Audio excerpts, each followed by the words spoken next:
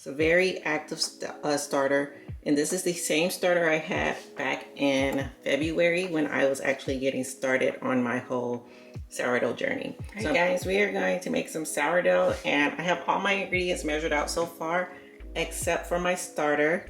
And I want to come on here and show you. This is where my starter was this morning when I fed it, and this is how much it's risen. And check that out. It's a very active starter. And this is the same starter I had back in February when I was actually getting started on my whole sourdough journey. So I'm going to need 1 cup or 225 grams of this. I'm going to go ahead and measure it out, and we're going to get started. So this is the recipe that I always make. And to a bowl, this is my first time ever using a mixer. I usually do it by hand, but I'm going to add 1.5 cups of water. And then I'm going to add my starter.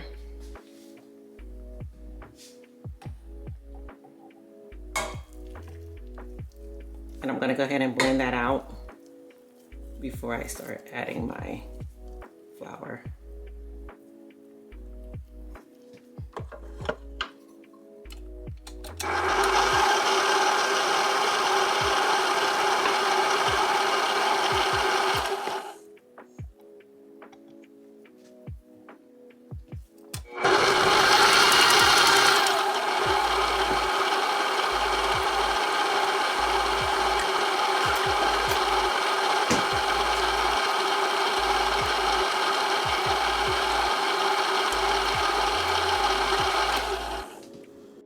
At this point, I'm going to start adding my flour into the mix now that my starter and my water have come together. And again, this is my first time actually using a stand mixer, so we'll see how this goes.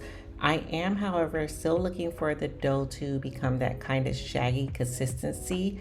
And I also want to go ahead and let you know that I don't add my salt until after it sits for 30 minutes or so. So I'm going to mix all my flour and everything, and then I'll add my salt after the fact.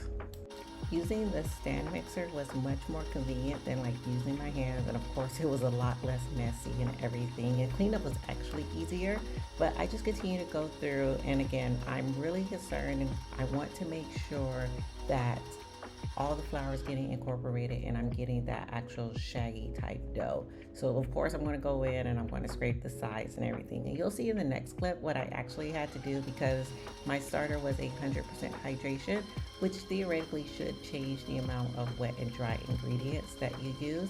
So let's go ahead and look at that. So this is 100% hydration. I did not decrease my water, so what I just did is added a little bit more flour. So I continue to add flour until it gets to the consistency that I'm looking for. And I know it's hard to describe in words, but you really want it to be like shaggy. You want it to be put together, but not like the consistency that it is right now. Right now it's too loose, too liquidy, and if I were to try to shake this, it would just be a complete hot mess. So you're gonna see me add flour several times throughout this process so that I can get it to that nice put together consistency, but not to the point where I have like a stiff, dry dough ball, if that makes any sense. So you can see it's still sticky there and everything. So I think I'm gonna add a little bit more flour, and then I think this is probably the last time that I add flour after I mix it. I'm going ahead and adding my salt because I've been mixing for so long now. Any effects from the salt will like not happen. So I went ahead and added my salt, and this is the consistency that I'm going for. So after I ensure that it's well incorporated and mixed, I'm gonna go ahead and transfer it to my bowl. Now that it's all mixed and combined, I'm going to put it into this glass bowl, and I'm going to wait 30 minutes, then I'll start my series of stretch and folds.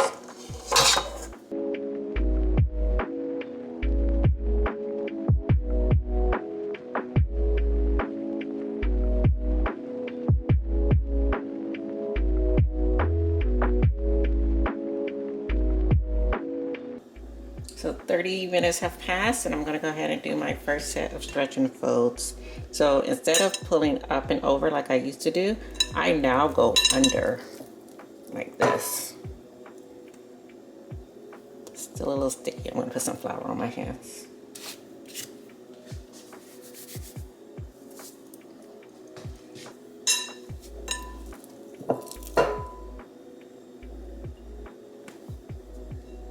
you just rotate it either clockwise, counterclockwise. I don't think it really matters. I think you're supposed to do 4. Well, I don't think, I know, but I lost count already. But the more you do this, the tighter the rolls get. You do this every 30 minutes, 2 more times. You see, when I first picked it up, it was very, like, loose. Floured my hands, and it's starting to toughen up. So this will be the last one I've done, because I think I've done 2 rotations now. And then cover it back up, and I'll be back in 30 minutes.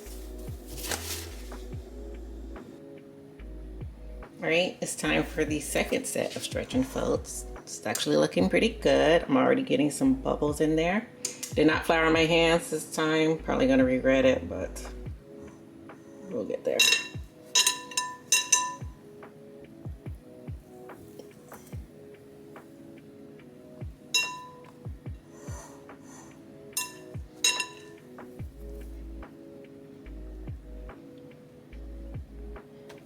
It's looking good. See, the more you stretch it, the tighter it gets.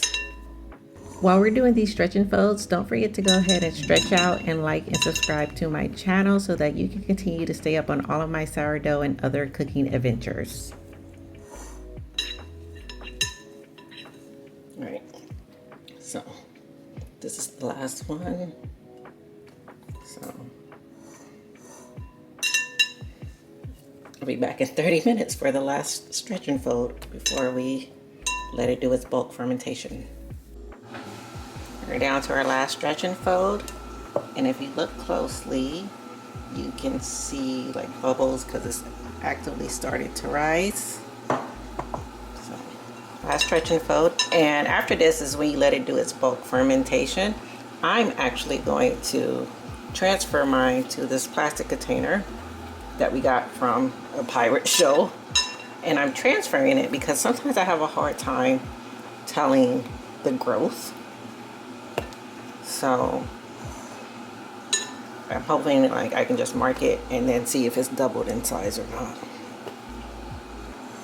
And I like this technique better because I feel like it just gives you a nicer looking dough. A nicer looking dough after the stretch and folds.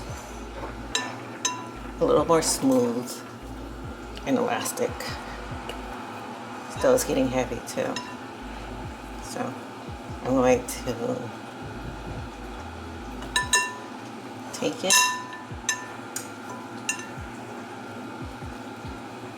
These bubbles that you see, if you look closely, are a good sign. And I think it's warm enough that I might actually be able to go into shaping tonight. So I'm going to take it and put it in this container. And then I'm going to mark it and I'll come back.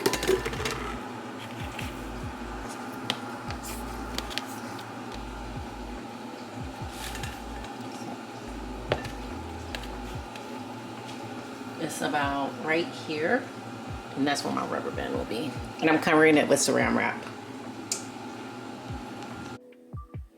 All right, guys, check this out. It has definitely doubled in size. Again, so you can see better, this is where it was when I put it in, and now it's doubled in size. And I would probably say more than doubled because this actually gets wider at the top and it is busting out, or it's about to burst out. So let's go ahead and shape. Just flours my hands.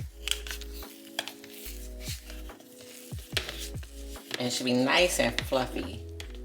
When coming out, kind of soft, stretchy. And see how that just came out? This is so nice and airy. We're gonna make this into 2 loaves. The second loaf will be a little smaller. I'm just gonna do like a baguette for sandwiches. This is all for my sandwich, but I'll do an artisanal loaf and then a baguette loaf. So I'll shape the traditional artisanal first. I'm really satisfied with how this is coming out.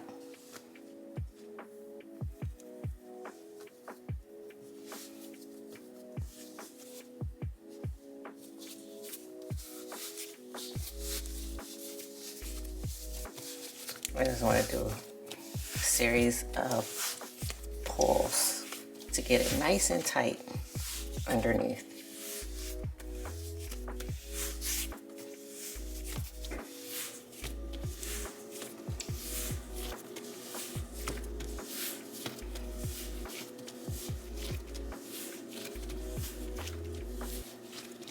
All right. See those bubbles? Again, very active dough. This is my lick pads. This was gonna be tiny, I know. It's okay.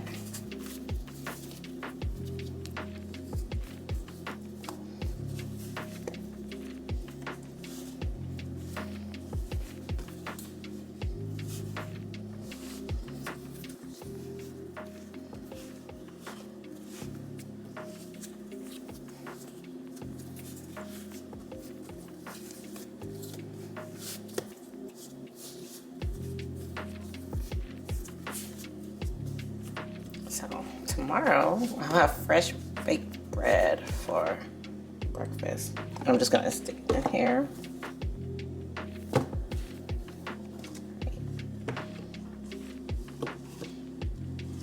Here's one, here's the other.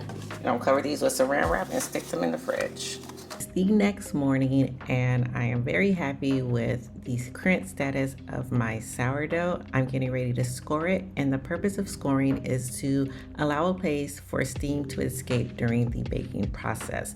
I've tried to do fancy art, I'm not there yet, so I'm just going to do a side score at a 45-degree angle all the way around the loaf, and then for my baguette roll I'm just going to do 3 45-degree scores diagonally along the loaf.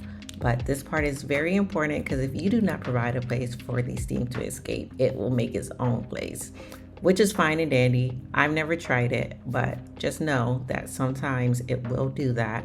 And even in doing this, I still sometimes have other spots where steam has escaped throughout. So maybe my mark's not deep enough or whatever the case may be, but that's what I'm doing this morning.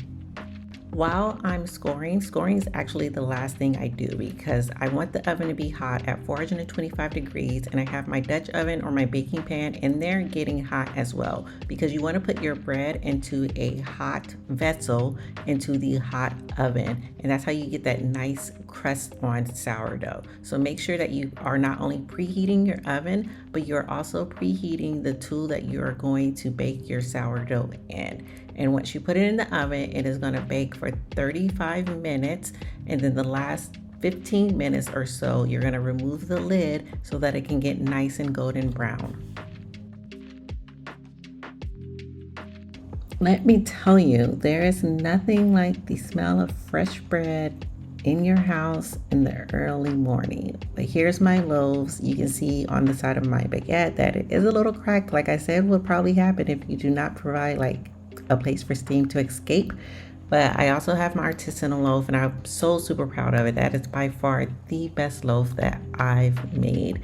And I told my husband I think I'm gonna need a larger Dutch oven because this thing, she was bursting out. And I wanted to make this sourdough, one, because I hadn't made it in a while, and I just wanted like to have some bread on hand because I love toast and I like bread and butter and things like that. So I did want to have some sourdough on hand, but I also wanted to make sandwiches on fresh bread because I'm telling you, that right there is the secret. That is the cheat code at life.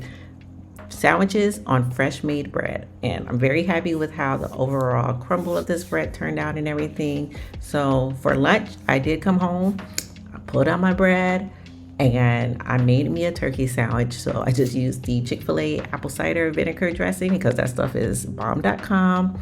I had some black pepper turkey that I got from the deli, and then I added lettuce, tomato, and onion. This sandwich did me in. It made me very happy. I'm not complaining. So I hope you guys enjoyed this video and it inspired you to make some fresh baked goods.